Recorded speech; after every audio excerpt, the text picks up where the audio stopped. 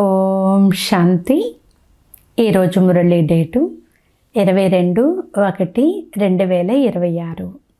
బాబా చెప్తున్నారు, మధురమైన పిల్లల్లారా, చదువు మరియు దైవీ నడవడికల యొక్క రిజిస్టర్ను పెట్టుకోండి.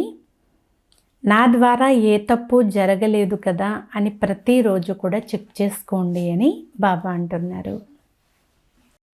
ఈరోజు మురళిలోని ప్రశ్న, పిల్లలైన మీరు ఎటువంటి పురుషార్థముతో రాజ్య తిలకాన్ని ప్రాప్తి చేసుకోగలుగుతారు? సమాధానము, సదా ఆజ్ఞాకారిగా ఉండే పురుషార్థం చేయండి. సంగమ యుగంలో ఆజ్ఞాకారి అనే టీకా వేయించుకుంటే రాజ్య తిలకం లభిస్తుంది. నమ్మక ద్రోహులు అనగా ఆజ్ఞను పాటించని వారు రాజ్య తిలకాన్ని ప్రాప్తి చేసుకోలేరు. సర్జన్ వద్ద ఏ జబ్బును దాచకండి. దాచిపెట్టినట్లయితే పదవి తక్కువైపోతుంది. బాబా వలె ప్రేమ సాగరులుగా అయినట్లయితే రాజ్య తిలకం లభిస్తుంది. ఓం శాంతి. ఆత్మిక తండ్రి ఆత్మిక పిల్లలకు అర్థం చేయిస్తున్నారు, చదువు అంటే తెలివి. ఈ చదువు చాలా సహజమైనది, ఉన్నతమైనది, ఉన్నతమైన పదవిని కూడా ఇచ్చేది అని పిల్లలైన మీరు అర్థం చేసుకున్నారు. ఈ చదువును మేము విశ్వానికి యజమానులుగా అయ్యేందుకు చదువుకుంటున్నామని పిల్లలైన మీకు మాత్రమే తెలుసు. ఎంత ఉన్నతమైన చదువు ఇది! అదే గీతా అధ్యాయము మరియు అదే సంగమయుగము. ఇప్పుడు పిల్లలైన మీరు మేలుకొన్నారు, మిగిలిన వారు నిద్రిస్తూ ఉన్నారు. మాయా నిద్రలో నిద్రిస్తున్నారు అనే గాయనము కూడా ఉంది. బాబా వచ్చి మిమ్మల్ని మేలుకొల్పారు. కేవలం ఒక్క విషయం అర్థం చేయిస్తారు. మధురమైన పిల్లలు ఎలాగైతే కల్పకృతం చేశారో అలా స్మృతి యాత్రా బలము ద్వారా మొత్తం విశ్వం పైన రాజ్యము చేయండి. బాబా ఈ స్మృతిని ఇప్పిస్తారు. పిల్లలు కూడా కల్పకల్పము మేము ఈ యోగ బలం ద్వారానే విశ్వానికి యజమానులుగా అయ్యాము మరియు దైవీ గుణాలు కూడా ధారణ చేశాము అనే స్మృతి మాకు వచ్చింది అని భావిస్తున్నారు. యోగం పైన పూర్తిగా గమనం పెట్టాలి. యోగ బలం ద్వారా పిల్లలైన మీలో దైవీ గుణాలు ఆటోమేటిక్గా వచ్చేస్తాయి. ఇది మనుషుల నుండి దేవతలుగా అయ్యేందుకు పరీక్ష. యోగ బలంతో మనుషుల నుండి దేవతలుగా అయ్యేందుకు మీరు ఇక్కడికి వచ్చారు. మన యోగ బలం ద్వారా మొత్తం విశ్వం పవిత్రంగా అవ్వాలి అనేది కూడా మీకు తెలుసు. ఒకప్పుడు పవిత్రంగా ఉండేది, ఇప్పుడు అపవిత్రంగా అయ్యింది. మొత్తం చక్రం యొక్క రహస్యాన్ని పిల్లలైన మీరు అర్థం చేసుకున్నారు మరియు మనస్సులో కూడా ఉంది. ఎవరైనా కొత్త వారు కూడా ఈ విషయాలను చాలా సులభంగా అర్థం చేసుకోగలుగుతారు. మీరు పూజ్య దేవతలుగా ఉండేవారు మళ్ళీ పూజారులుగా తమో ప్రధానముగా అయ్యారని ఎవ్వరూ చెప్పలేరు కూడా. తండ్రి చాలా క్లియర్గా అర్థం చేయిస్తారు. అదైతే భక్తి మార్గము, ఇది జ్ఞాన మార్గము. భక్తి గడిచిపోయింది. బాబా అంటున్నారు, పిల్లలు గడిచిపోయిన విషయాల గురించి ఆలోచించకండి. అవి దిగజారే విషయాలు. తండ్రి ఇప్పుడు పైకి ఎక్కే కళ యొక్క విషయాలను మనకు అర్థం చేయిస్తున్నారు. మేమిప్పుడు దైవీ గుణాలు తప్పకుండా ధారణ చెయ్యాలి అని పిల్లలు అర్థం చేసుకున్నారు. మేము ఎంత సమయం స్మృతిలో ఉంటాము, మా ద్వారా ఏ ఏ పొరపాట్లు జరిగాయి అని ప్రతిరోజు కూడా చార్టు వ్రాయాలి. పొరపాట్లు చేసినట్లయితే భారీగా దెబ్బలు కూడా తగులుతాయి. ఆ చదువులో కూడా నడవడికలు చూస్తారు. అలాగే ఇందులో కూడా క్యారెక్టర్ను అంటే నడవడికను చూడాల్సి ఉంటుంది. తండ్రి మీ కళ్యాణం కొరకే కదా చెప్తారు. అక్కడ కూడా చదువు మరియు నడవడికల యొక్క రిజిస్టరు ఉంచుతారు. ఇక్కడ కూడా పిల్లలు దైవీ క్యారెక్టర్ను తయారు చేసుకోవాలి కదా అని బాబా అంటున్నారు. పొరపాట్లు జరగకుండా సంభాళన చేసుకోవాలి. నా వలన ఏ పొరపాటు జరగలేదు కదా అని పరిశీలన చేసుకోవాలి. అందుకే కచేరీ కూడా నిర్వహిస్తారు. ఇతర ఏ స్కూలు మొదలైన వాటిలో కచేరీ జరగదు. మీ మనస్సును ప్రశ్నించుకోవాలి. మాయ కారణముగా ఏవైనా కొన్ని అవజ్ఞలు జరుగుతూనే ఉంటాయని తండ్రి అర్థం చేయించారు. ప్రారంభంలో కూడా కచేరీ జరిగేది. అప్పుడు పిల్లలు సత్యమే చెప్పేవారు. ఒకవేళ సత్యం చెప్పకపోతే పొరపాట్లు వృద్ధి చెందుతూ ఉంటాయని తండ్రి అర్థం చేయిస్తూ ఉంటారు. అంతేకాదు పొరపాటుకు శిక్ష కూడా లభిస్తుంది కదా.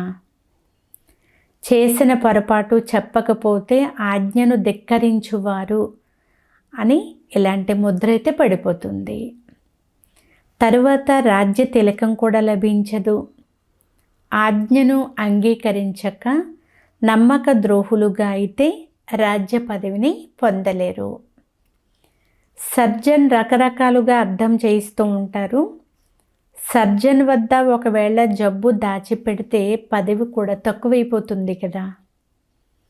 సర్జన్కు చెప్పినట్లయితే దెబ్బలేమీ పడవు. తండ్రి కేవలం జాగ్రత్త అని హెచ్చరిస్తారు. అయినా మళ్ళీ అలాంటి పొరపాటు చేశారు అనుకోండి, నష్టపోతారు. పదవి కూడా చాలా తగ్గిపోతుంది. అక్కడ న్యాచురల్గానే దైవీ నడవడికలు ఉంటాయి. ఇక్కడ మీరు పురుషార్థం తప్పకుండా చెయ్యాలి. మాటి మాటికి ఫెయిల్ అవ్వరాదు. తండ్రి చెప్తున్నారు, పిల్లలు ఎక్కువ పొరపాట్లు చేయకండి. తండ్రి చాలా ప్రేమ సాగరులు. పిల్లలు కూడా అలా అవ్వాలి. యథా తండ్రి తదా పిల్లలు, యథా రాజా రాణి తదా ప్రజలు. బాబా అయితే రాజు కాదు. బాబా మనల్ని తన సమానముగా చేస్తారు అని మీకు తెలుసు. తండ్రికి ఏ మహిమ అయితే చేస్తారో అది మీదిగా కూడా అవ్వాలి. తండ్రి సమానముగా అవ్వాలి. మాయ చాలా ప్రబలముగా ఉంది. మిమ్మల్ని రిజిస్టర్ పెట్టనివ్వదు. మాయాజాలంలో పూర్తిగా చిక్కుకుపోయి ఉన్నారు. మాయా జైలు నుండి మీరు బయటపడలేరు. సత్యం చెప్పరు కనుక యాక్యురేట్గా స్మృతి యొక్క చార్టు పెట్టండి అని తండ్రి అంటున్నారు. ఉదయమే లేచి తండ్రిని స్మృతి చెయ్యండి. తండ్రిని మహిమ చెయ్యండి. బాబా, మీరు మమ్మల్ని విశ్వానికి యజమానులుగా చేస్తారు కనుక మేము మీ మహిమ చేస్తాము. భక్తి మార్గంలో ఎంతో మహిమ చేస్తారు, కానీ వారికి కొద్దిగా కూడా తెలియదు. దేవతల మహిమ లేనే లేదు.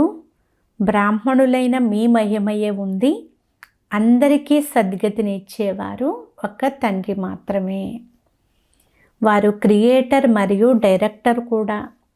సర్వీస్ కూడా చేస్తారు. పిల్లలకు అర్థం కూడా చేయిస్తారు. ప్రాక్టికల్గా వినిపిస్తారు. వారు కేవలం శాస్త్రాల ద్వారా భగవాను వాచ అని వింటూ ఉంటారు. గీత చదువుతూ ఉంటారు. అయితే దానివల్ల ఏమి లభిస్తుంది? ఎంత ప్రేమగా కూర్చుని చదువుతారు, భక్తి చేస్తారు, కానీ వీటి ద్వారా ఏమవుతుంది అనేది తెలియదు. మేము మెట్లు దిగుతూనే ఉన్నామని కూడా తెలియదు. రోజు రోజుకు తమో ప్రధానముగా అవ్వనే అవ్వాలి. డ్రామాలు ఇలాగే కదా నిశ్చితమైపోయింది.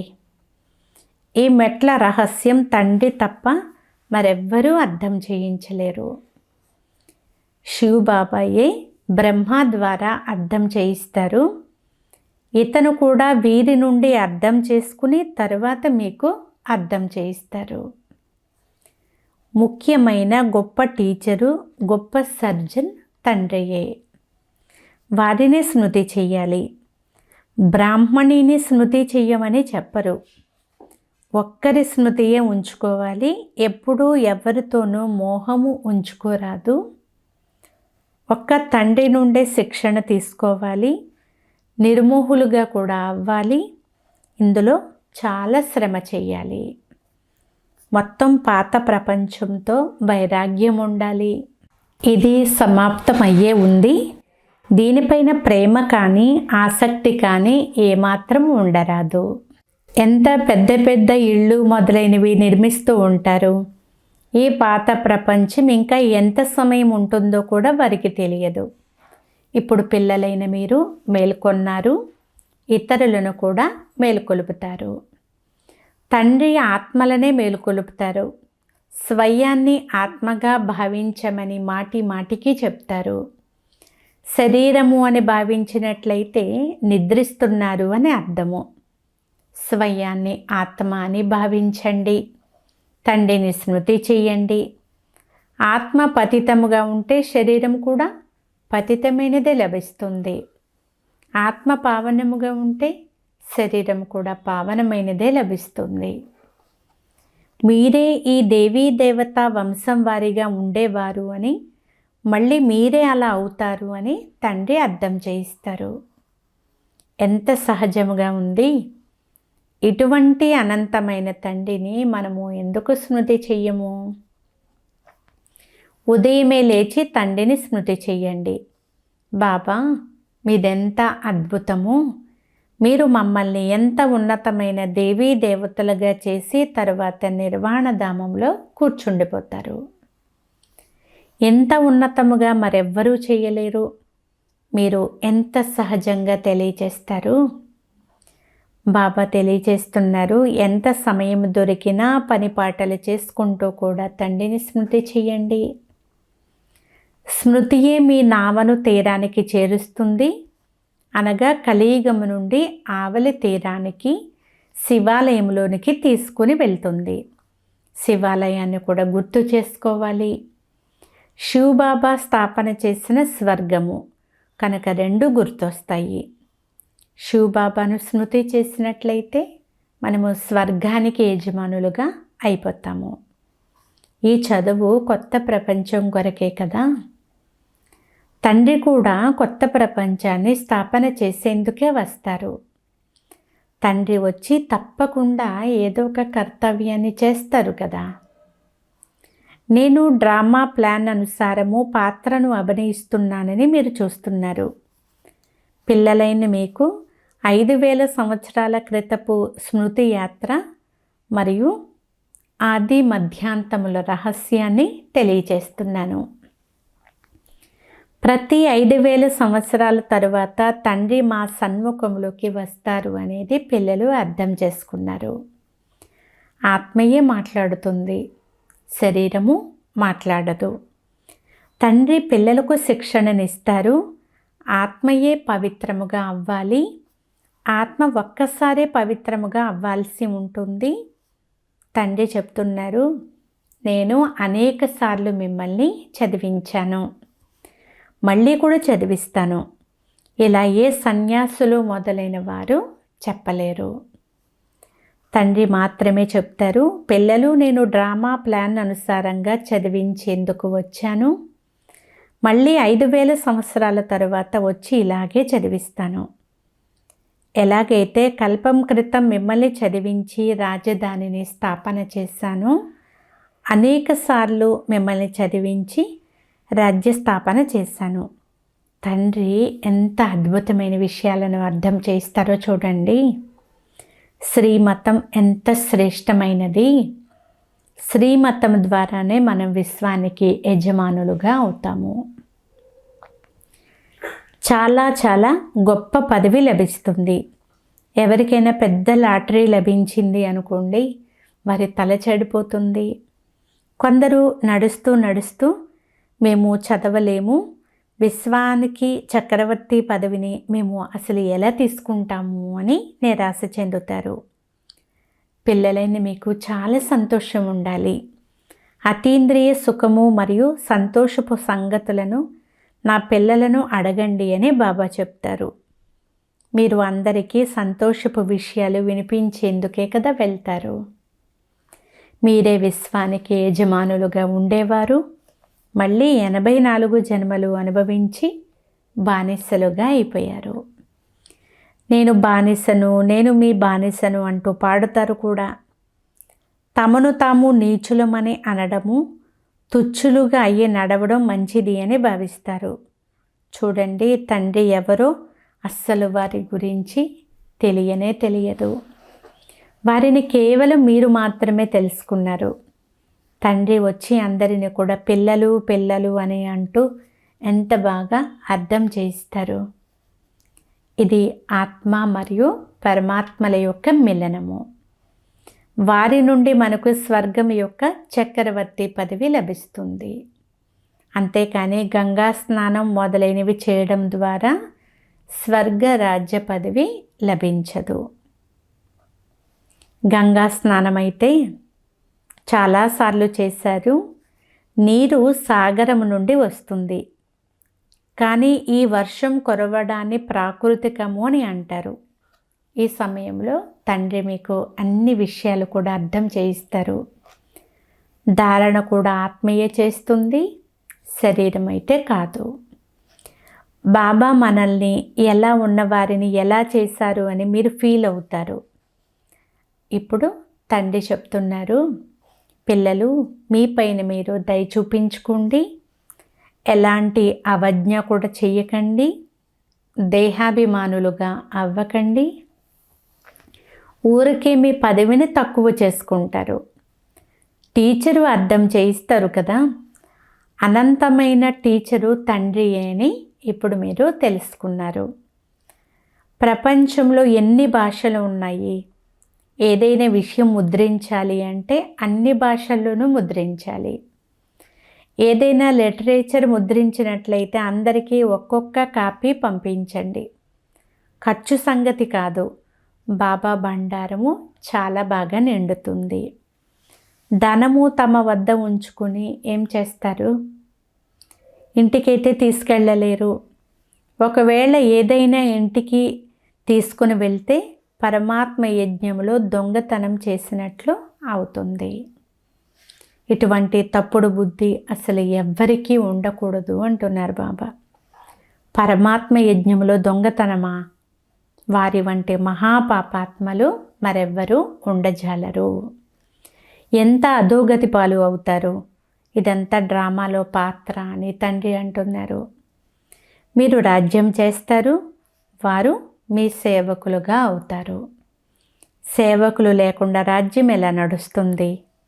కల్పం క్రితం కూడా ఇలాగే స్థాపన జరిగింది అని తండ్రి అంటున్నారు. ఇప్పుడు బాబా చెప్తున్నారు, తమ కళ్యాణం చేసుకోవాలి అనుకుంటే శ్రీమతాన్ని అనుసరించండి, దైవీ గుణాలను ధారణ చెయ్యండి. క్రోధం చేసుకోవడం దైవీ గుణం కాదు, ఇది అసురీ గుణము. ఎవరైనా క్రోధం చేసుకుంటే వారిని శాంతపరచాలి, అంతేకాని బదులు ఇవ్వరాదు. ప్రతి ఒక్కరి నడవడిక ద్వారా అర్థం చేసుకోవచ్చు. అవగుణాలు అందరిలోనూ ఉన్నాయి. ఎవరైనా కోపగించుకున్నప్పుడు వారి ముఖం రాగి వలె అయిపోతుంది అంటున్నారు బాబా. నోటి ద్వారా బాంబులు విసురుతారు, తమను తామే నష్టపరుచుకుంటారు, పదవి భ్రష్టమైపోతుంది. చాలా తెలివిగా ఉండాలి కదా. ఏదైనా పాపకర్మ చేసినట్లయితే దానిని వ్రాయండి, బాబాకు తెలిపినట్లయితే క్షమాపణ లభిస్తుంది. భారం తేలికైపోతుంది. జన్మ జన్మాంతరాలుగా మీరు వికారాల్లోనికి వెళ్ళరు. ఈ సమయంలో ఏదైనా పాపకర్మ చేస్తే 100 రెట్లు అవుతుంది. తండ్రి ముందు పొరపాట్లు చేస్తే 100 రెట్ల దండన పడుతుంది. తప్పు చేసి చెప్పకపోతే ఇంకా వృద్ధి చెందుతుంది. స్వయానికి నష్టం చేసుకోకండి అని తండ్రి అర్థం చేయిస్తారు. పిల్లల బుద్ధిని బాగు చేసేందుకే కదా తండ్రి వచ్చారు. ఎలాంటి పదవి పొందుతారో తండ్రికి తెలుసు. అది కూడా 21 జన్మల విషయము. సేవాదారి పిల్లల స్వభావం చాలా మధురంగా ఉండాలి. కొందరు బాబా ఈ పొరపాటు జరిగింది అని వెంటనే చెప్తారు. బాబా సంతోషిస్తారు. భగవంతుడు సంతోషించారు అంటే ఇంకేం కావాలి? తండ్రి, టీచరు, గురువు ముగ్గురు వారే. లేకపోతే ముగ్గురు కోపగించుకుంటారు. అచ్చా, మధురాతి మధురమైన అపురూపమైన పిల్లలకు మాతాపిత బాబ్దాదాల ప్రియ స్మృతులు మరియు గుడ్ మార్నింగ్. ఆత్మిక పిల్లలకు ఆత్మిక తండ్రి నమస్తే. ఆత్మీయ తండ్రికి ఆత్మీయ పిల్లల యొక్క ప్రియ స్మృతులు గుడ్ మార్నింగ్. నమస్తే నమస్తే నమస్తే. ధారణ కొరకు ముఖ్య సారము. ఫస్ట్ పాయింట్, శ్రీమతమును అనుసరిస్తూ తమ బుద్ధిని శ్రేష్టముగా తయారు చేసుకోవాలి. ఎలాంటి అవజ్ఞను కూడా చెయ్యరాదు, అంటే ఆజ్ఞను ధిక్కరించకూడదు. క్రోధానికి వశమై నోటి ద్వారా బాంబులు విసరరాదు, మౌనముగా ఉండాలి. సెకండ్ పాయింట్, మనస్ఫూర్తిగా ఒక్క తండ్రినే మహిమ చెయ్యాలి. ఈ పాత ప్రపంచంతో ఆసక్తి లేదా ప్రేమ అనేది ఉంచుకోకూడదు. అనంతమైన వైరాగులుగా మరియు నిర్మోహులుగా అవ్వాలి. ఈరోజు వరదానము, స్మృతి యొక్క ఆధారము ద్వారా మాయ యొక్క బురద నుండి అతీతముగా ఉండే సదా చీర్ఫుల్ భవ, అంటే ఉల్లాసంగా సంతోషంగా ఉండండి. సారాంశము, ఎటువంటి విషయం మీ ముందుకు వచ్చినా కేవలం తండ్రిపైన వదిలేయండి. హృదయపూర్వకంగా బాబా అని అనండి. ఆ విషయము సమాప్తమైపోతుంది. బాబా అనే మాటను హృదయపూర్వకంగా అనడమే ఇంద్రజాలము. మాయ మొట్టమొదట తండ్రినే మరిపింపచేస్తుంది. అందువలన కేవలం ఈ మాట పైన అటెన్షన్ ఉంచండి. అప్పుడు స్వయాన్ని కమల పుష్ప సమానముగా అనుభవం చేస్తారు. స్మృతి ఆధారంపై మాయ కలిగించే సమస్యలు అనే బురద నుండి సదా దూరంగా ఉంటారు. ఎప్పుడూ ఏ విషయంలోనూ ఆందోళనలోనికి రారు. సదా మూడు ఒకే విధంగా చీర్ఫుల్గా ఉంటుంది. స్లోగన్, పవిత్రత యొక్క ధారణ లేక ధర్మాన్ని జీవనంలోకి తీసుకొని వచ్చేవారే మహాన్ ఆత్మలు. ఈరోజు అవ్యక్త ప్రేరణ, స్వయాన్ని బంధనాల నుండి ముక్తం చేసుకునేందుకు మీ నడవడికను మరియు కఠినమైన సంస్కారాలను పరివర్తన చేసుకోండి. బంధనాలు కలిగించేవారు తమ పని తాము చేసుకొనివ్వండి. మీరు మాత్రం మీ పని చేయండి. వారి పనిని చూసి భయపడకండి. వారు తమ పనిని ఎంత ఫోర్సుగా చేస్తున్నారో అలా మీరు మీ పనిని ఫోర్సుగా చేయండి. వారి గుణాన్ని తీసుకోండి. వారు ఎలా తమ కర్తవ్యాన్ని చేస్తున్నారో అలా మీరు కూడా చేయండి. స్వయాన్ని బంధనాల నుండి ముక్తముగా చేసుకునే యుక్తిని రచించండి. అచ్చా. ఓం శాంతి.